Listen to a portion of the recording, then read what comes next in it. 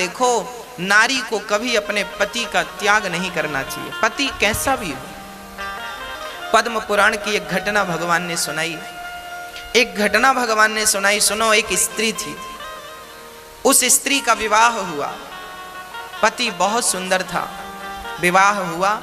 अभी वो हफ्ते भर अपने पति के संग रही कि पता लगा कि उसके पति को कोढ़ की बीमारी हो गई। कोढ़ जानते हैं, पूरा शरीर सफेद पड़ जाता है। दो प्रकार का कोढ़ होता है, एक कोढ़ वो जो शरीर को सफेद कर देता है, एक कोढ़ वो होता है जो पूरे शरीर में चमड़ी को गला गला करके गिराता है और मावाद बन जाती है, पूरे शरीर में दुर्गंध निकलती है पूरे शरीर से। एक पत्नी थी, शादी के अभी केवल 1 सप्ताह हुए थे, खबर लगी कि पति को कोढ़ की बीमारी है, पूरा शरीर अब कोढ़ की गिरफ्त में आने लगा है, पूरे शरीर से दुर्गंध निकलती है, मावाद बहने लगी, कोई देखे तो उसे घिन आती है, ऐसा शरीर उसके पति का हो गया। पर धन्य थी वो स्त्री कि अपने पति की ऐसे शरीर, ऐसी दुर्गति होने पर भी वो अपने पति से प्रेम करती और अपने पति की सेवा करके अपना पत्नी धर्म निभाती।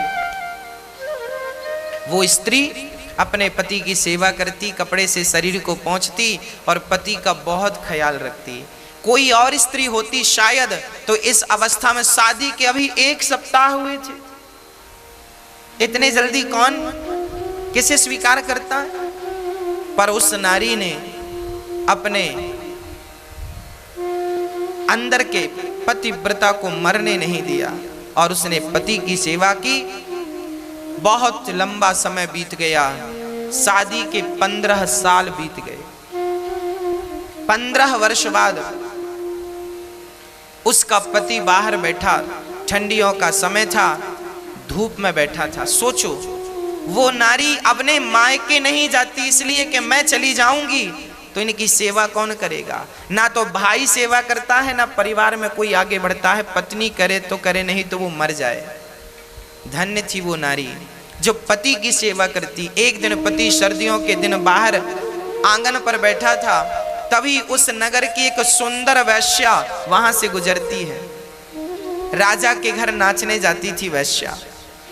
जब वो राजा के घर नाचने जाती तो उसी रास्ते से गुजरी। आज कोढ़ जिनको था, उस कोढ़ी ने उस स्त्री को देखा, आहा कितनी सुंदर है ये, और उसकी सुंदरता पर लट्टू हो गया। उसका मन वैश्या के पीछे चला गया। शाम को बड़ा उदास था। पत्नी ने कहा, स्वामी जी क्या हुआ? तब कह दिया, क्या बताऊं, आज यहाँ से वो स्त्री गई, उसके संग मेरा मन चला गया। तुम बहुत बड़ी, देखो एक पति अपनी पत्नी से कह रहा, सुनना जरा, ये पद्म पुराण में लिखी घटना है, सच घटना है, कोई मुंह जवानी की नहीं। हाँ, उस पति ने कहा, उस कोढ़ी ने कहा अपनी पत्नी से, सुनो, एक बार तुम चाहो तो वो वैश्या मुझसे मिल ले, बस एक बार उससे मिलने की इच्छा है। वो वैश्या है ना, वो मुझसे मिल सकती है, उसे हम जितना पैसे चाहिए पैसे दे देंगे। अब एक पति भला अपनी पत्नी से कह रहा है कि तुम हमें उस वैश्या से मिला दो, पर पत्नी तो पतिव्रता थी, भला पति की ये आज्ञा भी कैसे टालती? आज तक किसी आज्ञा का उल्लंघन किया नहीं था, ये आज्ञा कैसे टाल? ठीक है, मैं आपकी मुलाकात जरूर कराऊंगी, यदि आपकी इच्छा है तो ठीक है। वो पत्नी उस वैश्या के घर जाने लग गई। सवेरे 4 बजे जाती, उसके घर का झाड़ू करती, बर्तन करती, चौका करती, चली आती। वैश्या ने देखा कि मेरे घर झाड़ू पोंछा कौन करता है। एक दिन उस वैश्या ने ताड़ लिया अर्थात देख लिया, छिप करके देखा कौन आता है मेरे घर काम करने। देखा तो ये पतिव्रता, अच्छा ये इतनी बड़ी पतिव्रता है, इसके चर्चे चारों तरफ फैले थे। लोग जानते थे कि फलाने की पत्नी बड़ी पतिव्रता है, पति को कोढ़ है, फिर भी वो सेवा करती है, घृणा नहीं करती, नफरत नहीं करती, उसे घिन नहीं आती। वैश्या चरणों में गिर पड़ी, देवी तुम इतनी बड़ी पतिव्रता हो, मेरे घर झाड़ू लगाओगी, पोंछा करोगी, तो मैं तो वैसी वैश्या हूं, मुझे नरक में भी शायद जगह ना मिले। तुम इतनी बड़ी पतिव्रता मेरे घर झाड़ू क्यों लगा रही हो, बताइए। तब वैश्या से कहा पतिव्रता स्त्री ने, देखो देवी, मेरे पति का मन तुम पे आ गया है, तुम मेरे पति को एक बार मिल लो और उनकी इच्छाओं को पूरा कर दो। जब इस प्रकार का निवेदन एक पतिव्रता नारी ने उस वैश्या से किया, वैश्या को पता था कि इसके पति को कोढ़ का रोग है, शरीर से दुर्गंध निकलती है, परंतु आप कह रही हो तो ठीक है, कल शाम के समय, कल रात्रि के समय आप अपने पति को मेरे घर ले आना, मैं उनसे जरूर मिलूंगी, भेंट करूंगी। ठीक है।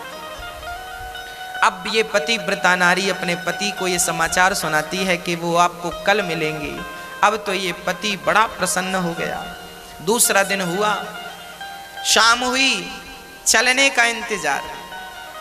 अच्छा, ये कोढ़ी था, ज्यादा दूर चल नहीं सकता था, शरीर जर्जर था। हाँ, शरीर बीमार था ना, शरीर जर्जर था, शरीर तो जर्जर था पर मन चंगा था। कुछ दूर चला, पत्नी ने हाथ पकड़ करके अपने पति को चलाया। इसके बाद थक गया, कहने लगा मैं चल नहीं सकता, पर मेरी इच्छा है उससे मिलने की। बैठ गया, रोने लगा। पत्नी ने कहा स्वामी जी रोइए मत, आप मेरे कंधे पर बैठकर चलिए। तब पत्नी ने अपने पति को अपने कंधे पर बिठाया। जरा दृश्य देखिएगा, ऐसा भारत और ऐसी पतिव्रताएं आगे मैं स्पष्टीकरण करूंगा। इस नारी ने अपने पति को कंधे पर बिठाया और वैश्या के घर जंगल के मार्ग से चली। गांव के भीतर से जाएगी, लोग क्या कहेंगे, पति को कंधे पर बिठाकर कहां जा रही हो, लोग हजार सवाल करेंगे। जंगल के मार्ग से जा रही है, कोई देख ना सके। पर उस जंगल में एक घटना और घटने वाली थी। क्या घटना थी? वहां पर एक संत बैठे थे। हाँ, वो संत, एक वहां का जो राजा था, उस राजा के घर में कुछ चोरों ने चोरी करी। चोरी करके धन संत की कुटिया पे छिपा दिया। राजा के सिपाहियों ने संत की कुटिया से धन को बरामद किया तो उन्हें लगा चोर ये बाबा ही है। तो उस संत को चोर समझकर राजा के सिपाहियों ने उसे सूल पर टांग दिया। सूल, पैना सा सूली अलग है, सूली मतलब फांसी, सूली अलग होती है, सूल अलग होता है। सूली, सूल पर एक पैना सा सूल कांटे की तरह जमीन पर गाड़ा और उसे उस सूल पर बिठा दिया। वो बाबा जी के शरीर में सूल चुभता हुआ नीचे से लेकर ऊपर सिर पे निकल गया। पर संत असली थे, समाधि असली थी, सूल उनका कुछ बिगाड़ ना सका। सिपाही राजा के वहां से भागे। बाबा जी रात्रि हो गई, सूल पर लटके रहे। अब ये पतिव्रता नारी अपने पति को कंधे पर बिठाकर जब ले गई तो इसे रास्ते में दिखाई ना पड़ा, अंधेरी रात थी।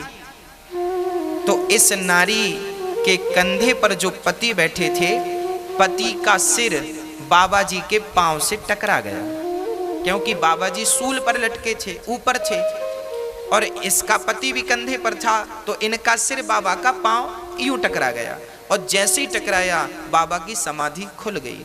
बाबा ने श्राप दे दिया, जिसने मेरी समाधि भंग की वो सूर्य उदय होते ही मर जाएगा। अब जैसे ये श्राप लगा तो कोढ़ी राम तो लगे रोने, मैं तो गया काम से। वो तो लगा रोने, वैश्या को भूला, सब कुछ भूला, लगा रोने, मैं तो गया काम से, मैं तो मर गया। पर वो पतिव्रता नारी, उसने कहा हे सूर्य भगवान, यदि मैं सच्ची पतिव्रता हूं और अपने पति के अतिरिक्त मैंने कभी किसी पराये पुरुष का स्वप्न में भी चिंतन ना किया हो, तो सूर्य भगवान जब तक मैं ना कहूं आप प्रकट ना होना, क्योंकि आप प्रकट होंगे तो मेरे पति मर जाएंगे। ये संत का श्राप है, तो सूर्य उदय ही नहीं होगा, कहानी खत्म। भक्तों 24 घंटे बीत गए, 48 घंटे बीत गए, हाहाकार मच गया, सूर्य का आता पता नहीं। हाहाकार ब्रह्मलोक में मच गया, सूर्य क्यों नहीं निकल रहे हैं? सूर्य बोले मैं नहीं जाऊंगा, नहीं भस्म हो जाऊंगा उस नारी के कारण। वो इतनी बड़ी पतिव्रता है कि सूर्य की गति को रोक दिया उन्होंने, रुक गए सूर्य भगवान, स्थित हो गए, स्थिर हो गए। ब्रह्मा विष्णु महेश दौड़े दौड़े आए, देवी क्या कर रही हो, प्रकट होने दो ना, मेरे पति मर जाएंगे। तब अनुसुईया माता को पता लगा, वो आई और अनुसुईया माता ने कहा, देवी तेरे पति को मैं जीवित करूंगी, तू आने दे। सूर्य भगवान को जब आने दिया, सूर्य उदय हुआ, श्राप के कारण पहली किरण पड़ते ही उसके पति मर गए। तब अनुसुईया ने कहा कि हे प्रभु, यदि मैं अनुसुईया सच्ची पतिव्रता हूं तो इसका मरा हुआ पति जीवित हो जाए। कहकर जल छोड़ा, परिणाम क्या हुआ, मरा हुआ पति जीवित हो गया, कोढ़ का रोग था वो समाप्त हो गया और सुंदर सा पुरुष खड़ा हो गया। विमान आया, दोनों शरीर सहित भगवान के निज धाम को चले गए। एक पत्नी चाहे तो पति कैसा भी हो, उस पति का भी कल्याण कर सकती है। हाँ, अब यहां कई बार ये प्रश्न लोग करते हैं कि गुरुजी, खासकर हमारी माताएं ये प्रश्न करती हैं कि गुरुजी हम तो बहुत अच्छी हैं, हम तो पति को भगवान मानती भी हैं और वास्तविक में स्त्रियां मानती भी हैं बहुत सारी, पर हमारा पति ही अच्छा नहीं है तो क्या करें। मैंने ये कथा आपको इसलिए ही तो सुनाई कि आवश्यक नहीं है कि आपका पति अच्छा हो। ये इसका पति कौन सा अच्छा था, ये वैश्या की डिमांड कर रहा है, ये अच्छा है। आपका तो शायद इतना गंदा भी नहीं होगा कि आप इससे कहे कि मुझे वैश्या के घर छोड़ दो। तो ऐसे घटिया पति थे इनके, पर ये पतिव्रता थी। देखो मेरी माँ, आप अच्छी हो, आप सही मार्ग पर हो, जमाना गलत है तो रहने दीजिए, आप सही मार्ग पर रहिए, आप सही हैं तो ठीक है, जमाना गलत है तो क्या हम भी गलत हो जाएं उनके साथ ना। यदि बिच्छू अपना डंक मारने का धर्म नहीं छोड़ती, यदि वो अपना धर्म नहीं छोड़ती, तो हम इंसानों को अपना धर्म नहीं छोड़ना चाहिए। स्त्री का धर्म है पति की सेवा करना और पुरुष का धर्म है कि नारी का सम्मान करे। ये पुरुषों का धर्म बोल रहा हूं। यत्र नार्यस्तु पूज्यन्ते रमन्ते तत्र देवता तत्रैतास्तु न पूज्यन्ते सर्वास्तत्र फलाक्रिया। जिस घर में नारी का सम्मान आदर होता है उस घर में देवी देवताओं का, लक्ष्मी का वास होता है। जिस घर में नारी का सम्मान नहीं होता उस घर में बहुत ज़्यादा बाधाएं होती हैं, उत्पन्न होती हैं, समस्याएं होती हैं, अशांति बनी रहती। गंगा में बहने वाला पानी और बोतल में आपके घर में भरा हुआ गंगा का पानी, दोनों एक हैं या अलग अलग हैं? जोर से, एक हैं? एक हैं? तो फिर आपके घर के पानी में सूअर मुंह डाल दे गंगा जल में तो आप उससे पी सकते हैं? और गंगा जी में लाखों सूअर रोज यदि जाके नहाएं या कूद जाएं, और नहाते हैं सूअर आसपास के, तो गंगा जी में डूबे रहते हैं, तो क्या उन सूअर के नहाने से गंगा अशुद्ध हो गई? जबकि आपके एक बाल्टी पानी में, गंगा जी के पानी में यदि सूअर मुंह डाल दे तो एक बाल्टी पानी अशुद्ध हो जाएगा, भले गंगा जल है। हाँ या ना? बताओ ऐसा क्यों? जबकि दोनों आपके हिसाब से एक ही है, तो ऐसा क्यों? कारण है कि गंगा है अंशी और एक बोतल पानी उस अंशी गंगा का अंश है। समझ रहे हैं? गंगा बहता हुआ पानी हो गई अंशी और उस अंशी का अंश हो गया एक बोतल पानी, एक बाल्टी पानी इत्यादि, है ना? तो जो आपके घर में बोतल में भरा पानी है भले गंगा का है, पर वो गंगा जल है, गंगा नहीं है। वो गंगा जल है, गंगा नहीं है। गंगा तो वही है जो बह रही है, उस बहती हुई गंगा का अंश है वो बहती हुई गंगा का अंश है, वो अंशी नहीं है। अंशी तो वो गंगा बहने वाली है, ये अंश है, ये गंगा नहीं हो सकता। अच्छा, गंगा ये तब फिर हो सकता है जब जाके फिर से गंगा में मिल जाए।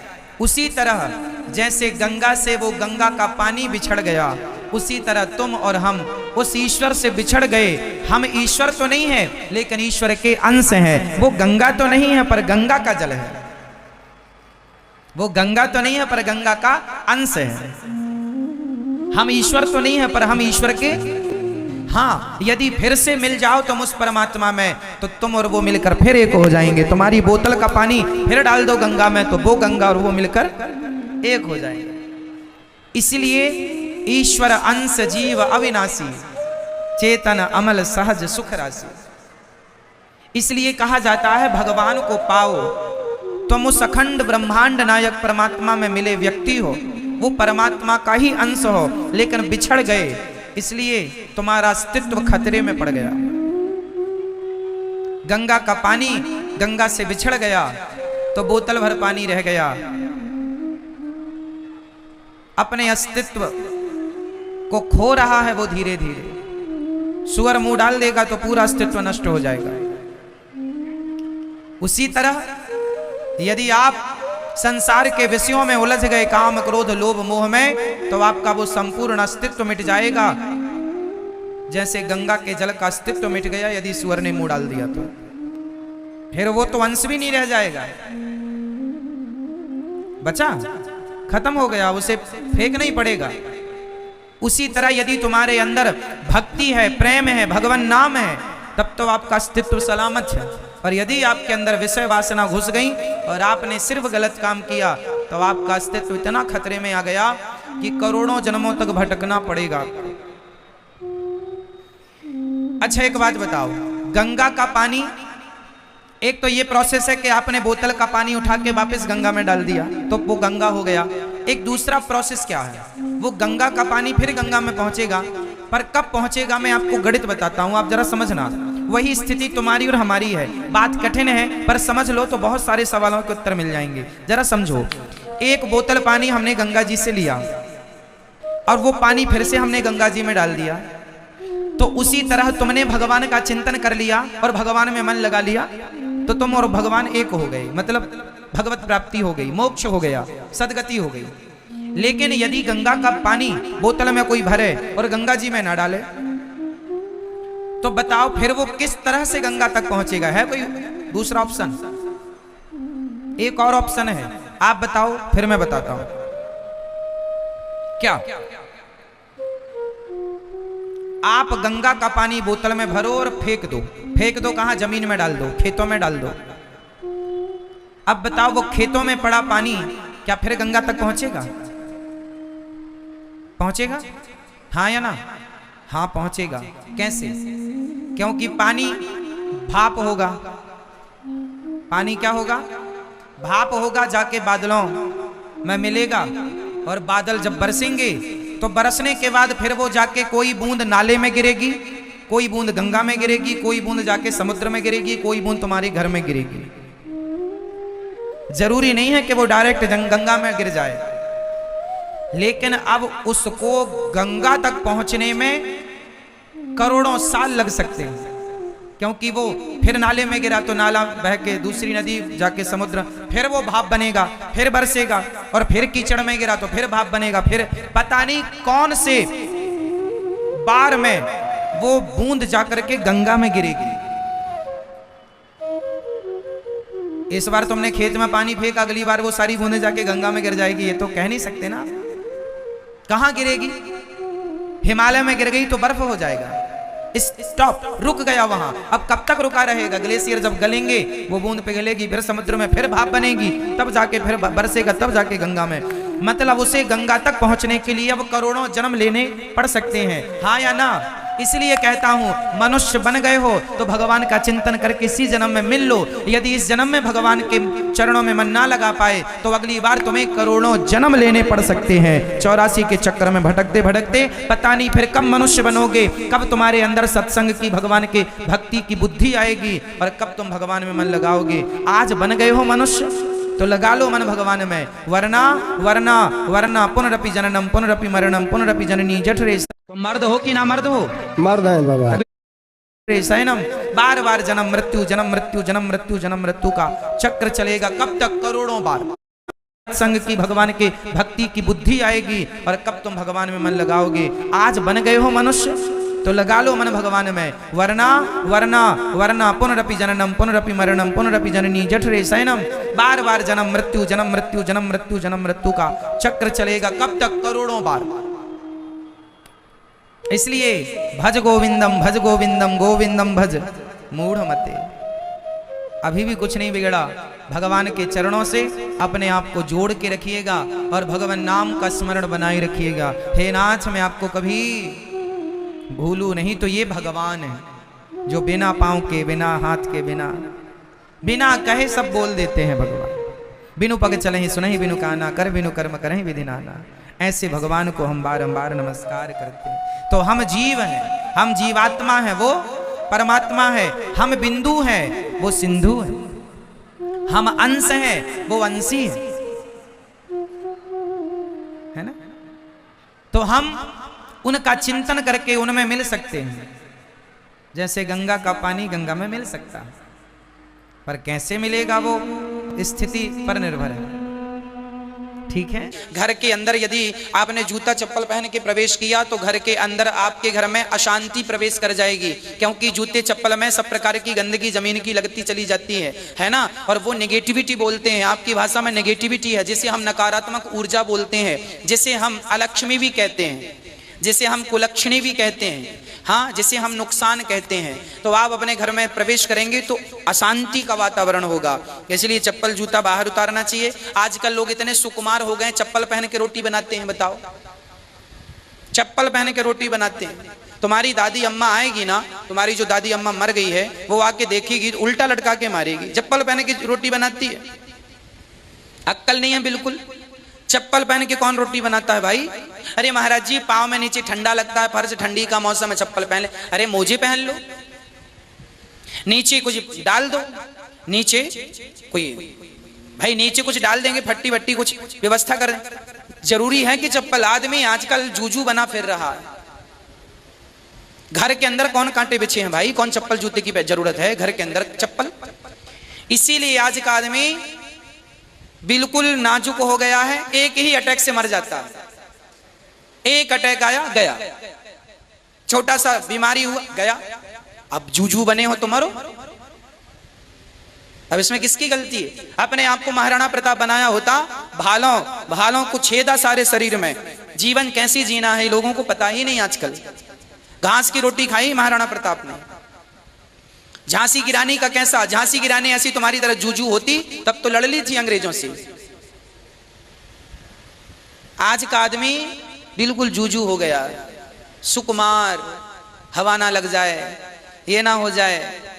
हम लोग नंगे पांव चलते थे खेतों में गाय चराने, पत्थर होते थे, मिट्टी होती थी, मैं अपनी बात कर रहा हूं। नंगे पांव जाते थे, जूते भी नहीं हुआ करते थे। पिताजी से कहा करते थे जूते दिलाओ, जब 1 महीने तक कहते थे तब 1 महीने बाद जूते आते थे। 1 महीने तक तो नंगे पांव जाते थे खेतों में कांटे भी 25-50 कांटे तो चुभ ही रहते थे, और उसके बाद भी ऐसा नहीं लगता था कि कांटे लगे हैं। जब कोई विशेष चुभ जाए हड्डी तक, तब लगता था साहब कांटा लगा। मैं अपनी बात कर रहा हूं।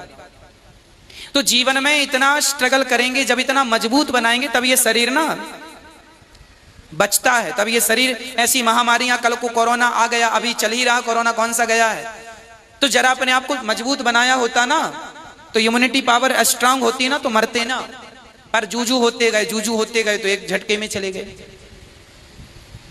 इसीलिए अपने आप को हर एंगल से मजबूत रखना चाहिए। ज्यादा सुख सुविधाएं आपके घर में हैं, अच्छी बात है, आपके घर में सारी सुख सुविधाएं अच्छी बात है, पर आपको उन सुख सुविधाओं से थोड़ा बच के रहना चाहिए। वो सुख सुविधाएं आपके प्राण ले लेंगी। चप्पल पहन के हमारी भारतीय संस्कृति में कभी नहीं भोजन बनाना चाहिए, है ना। बड़ी पवित्रता से भोजन बनाना चाहिए। अच्छा ये बताओ, आदमी आज मरा है और उसका अंतिम संस्कार कल हुआ है, तो ये बताओ 13 दिन कब से गिने जाएंगे? कल से कि आज से? उत्तर दो।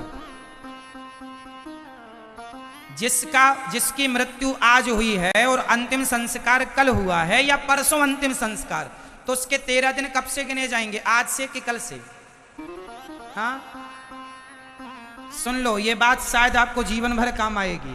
जब व्यक्ति का अंतिम संस्कार होता है, कोई व्यक्ति आज मर गया और 5 दिन बाद अंतिम संस्कार हुआ, तो 5 दिन बाद ही उसकी पूरी मृत्यु मानी जाएगी और उसी दिन से 13 दिन गिने जाएंगे।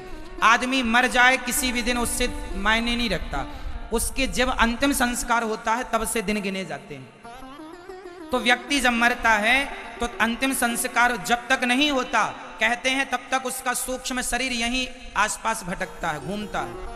इसलिए अंतिम संस्कार होना जरूरी होता है। कई लोग कहते हैं हम अपनी पूरी बॉडी दान कर रहे हैं, दान कर दो, लेकिन फिर भी आपका अंतिम संस्कार होना चाहिए। भले आपके जरा से आधा किलो मांस का ही अंतिम संस्कार हो, पर प्रोसेस से होना चाहिए। आप किडनी दान कर दो, आंखें दान कर दो, सब दान कर दो, पर फिर भी आपका अंतिम संस्कार नहीं होगा तो वो किस आधार पर 13 दिन गिने जाएंगे? क्योंकि 13 दिन गिनने के आधार तो हो कुछ। तो आप पूरी बॉडी दान भले कर दें, पर कुछ ना कुछ आपका अंतिम संस्कार होना चाहिए। जो लोग कहते हैं कि हम अपनी पूरी बॉडी दान कर रहे हैं, कर दो, किडनी दान कर दो, खून दान कर दो, सब दान कर दो, पर फिर भी कुछ ना कुछ अंतिम संस्कार होगा, तब माना जाएगा कि आपका 13वां दिन ये आएगा। उसी हिसाब से फिर आपके बच्चे पिंडदान करेंगे, उसी हिसाब से श्राद्ध होगा। जिस तिथि को अंतिम संस्कार होता है उसी तिथि को पिंडदान होता है। गया श्राद्ध उसी तिथि को मान्य होगा। इसलिए तारीख मान्य नहीं होती हमारे यहाँ, तिथि मान्य होती है। प्रतिपदा, द्वितीया, तृतीया, चतुर्थी, पंची, षष्ठी, सप्तमी, अष्टमी जो भी तिथि है वो मान्य होती है कि फलाने व्यक्ति किस तिथि को मरे, किस तिथि को उनका अंतिम संस्कार हुआ। तो तिथि मान्य होगी, ना कि तारीख। तो ये बातें आपको समझना चाहिए और बच्चों को समझाना चाहिए, बहुत गूढ़ बातें हैं। अच्छा, 13 दिन बाद ही 13 क्यों होती है? क्योंकि यहां से यमपुरी जाने में यमदूतों को, जीवात्मा को, उस सूक्ष्म शरीर को 13 दिन लगे, 12 दिन लगते, एक दिन एक्स्ट्रा।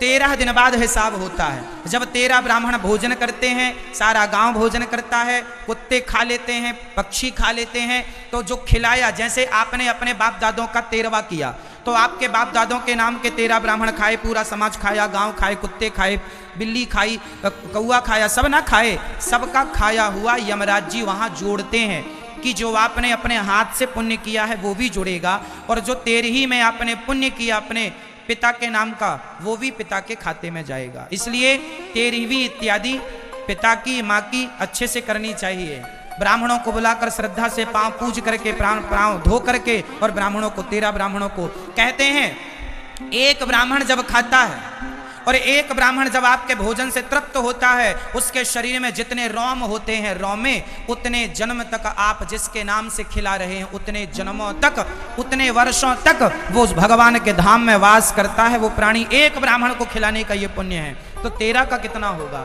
इसलिए 13 ब्राह्मण कम से कम, ज्यादा से ज्यादा तो जितने मिल जाएं।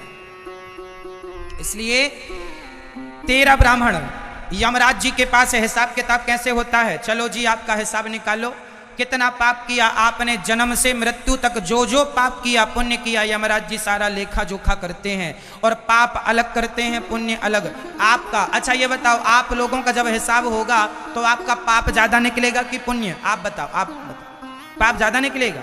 आप बताओ आपका क्या ज्यादा निकलेगा, पाप की पुण्य? आप बताओ, पाप ज्यादा निकलेगा। सबको पता है पाप ही निकलना, तो क्यों कर रहे हो पाप? मैं आपका क्या निकलेगा ज्यादा, पाप की पुण्य? पाप ही निकलेगा, सबको कन्फर्म है पाप ही निकलेगा, फिर भी नहीं छोड़ रहे हैं पाप, फिर भी किए जा रहे हैं। तो यमराज जी के यहाँ जब हिसाब होता है तो वहां पाप ही, कुछ लोगों के पाप ज्यादा निकलते हैं, कुछ लोगों का पुण्य ज्यादा निकलता है। कि माना कि किसी का 5 किलो पाप निकला और 100 ग्राम पुण्य निकला, तो 5 किलो पाप के कारण आपको भगवान 84 का चक्कर देते हैं, जाओ 84 लाख योनियां। ये जो कुत्ता, बिल्ली इत्यादि, चमगादड़ इत्यादि, नाली का कीड़ा जो है, ये कौन लोग हैं? आप गलत काम करते हैं। जैसे इस जन्म में आपने किसी को बहुत सताया, तो अगले जन्म में आपको नाली का कीड़ा बनना पड़ेगा, चमगादड़ बनना पड़ेगा, आपके किए पापों को भोगना भी तो पड़ेगा। आप लोग जो पाप कर रहे हैं, भोगेगा कौन? कौन भोगेगा? आप ही भोगेंगे। तो कैसे भोगेंगे? नाली का कीड़ा बनाएंगे भगवान, चमगादड़ बनाएंगे, कुत्ता बनाएंगे, सुअर बनाएंगे, गधा बनाएंगे, सब योनियों में भेज भेज करके और भोगाते रहेंगे। जो लोग भगवान को भूल कर केवल बच्चों की जिम्मेदारी, बेटा मेरा बेटा मेरा बेटा मेरा बेटा, बोझा ढो रहे हैं, बोझा ढो रहे हैं, इनको गधा बनाते हैं ताकि तुम बोझा ढोते रहो। जब आपके 5 किलो पाप खत्म हो जाते हैं तब यमराज जी के पास हम जाते हैं, महाराज हमारा 100 ग्राम पुण्य था, उस पुण्य के बल पर यमराज हमें फिर मनुष्य का एक बार तन देते हैं, जाओ अब मनुष्य बनाकर भेज रहे हैं पुण्यों के बल पर, अब कोई पाप ना करना, कोई गलत काम ना करना, बड़े भाग्य मानुष तन पावा, बड़े भाग्य से मानव का तन मिला है मैया, गलत ना करो, कर्म दंड भोगने पड़ेंगे। पता नहीं क्यों नहीं समझते आप लोग, तुम्हारा किया तुम्हें ही भोगना पड़ेगा। यहां हम और आप कुछ दिनों के मेहमान हैं, आगे तो यहां से सबको वहीं जाना है, इसलिए ना किया करो पाप, बड़ा दंड मिलता। 28 प्रकार के नरक होते हैं। सुखदेव भगवान राजा परीक्षित, सुखदेव भगवान कहते हैं राजा रघुगण भरत जी के ज्ञान से मुक्त हो गया, भगवत धाम को दोनों गए। 28 प्रकार के नरकों का वर्णन सुखदेव भगवान ने किया। रौरव, महारौरव, तामिश्र, अंध तामिश्र, जो जैसा पाप करता है वैसे नरक में जाता है। अच्छा ये बताइए, आज कोई अंधा है, कोई लंगड़ा है, कोई बहरा है, कोई काना है, क्यों है? यही तो कर्म दंड है।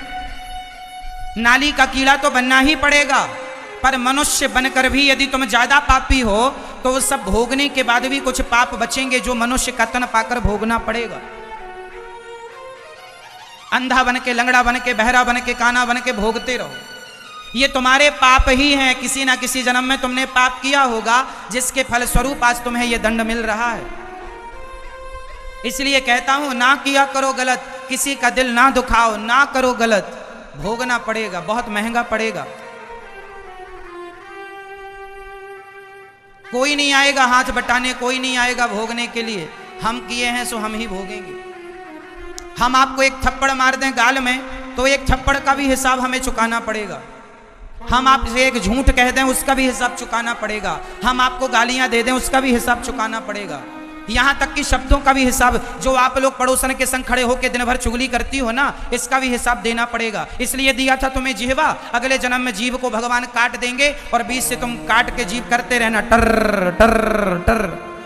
भगवान ने इतनी अच्छी जिह्वा दी है, इतना अच्छा मुंह दिया है, भगवान का चिंतन करो, भगवान का नाम जपो, लेकिन आप निंदा चुगली करती हैं, मेंढक बना के भेजेंगे अगले जन्म में। इसलिए गलत तो गलत। बताइए, भीष्म पितामह जैसों को कर्मदंड भोगने पड़े कि नहीं? भीष्म पितामह को बाणों की सैया पर लेटना पड़ा, हाँ या ना? जोर से। भीष्म पितामह को बाणों की सैया पर लेटना पड़ा, क्यों? उन्होंने एक सांप को पिछले जन्म में मरे, एक सांप को, तड़पता हुआ सांप को कांटों के ढेर में फेंक दिया था, कांटे चुभ गए ढेर सारे और सांप तड़प तड़प कर मर गया, जिसके कारण भीष्म पितामह को भी बाणों की सैया पर लेटकर पिछले किसी जन्म का किया पाप का दंड भोगना पड़ा। जब भीष्म पितामह जैसों को कर्म दंड भोगने पड़े तो हम ऐरे गहरे नच्छू खैरे, हम कहाँ किस खेत की मूली हैं? भोगना तो सबको पड़ेगा। बचा कौन? नाम बताओ जो बच गया हो। कौन बच गया जिसे कर्म दंड ना भोगना पड़ा हो?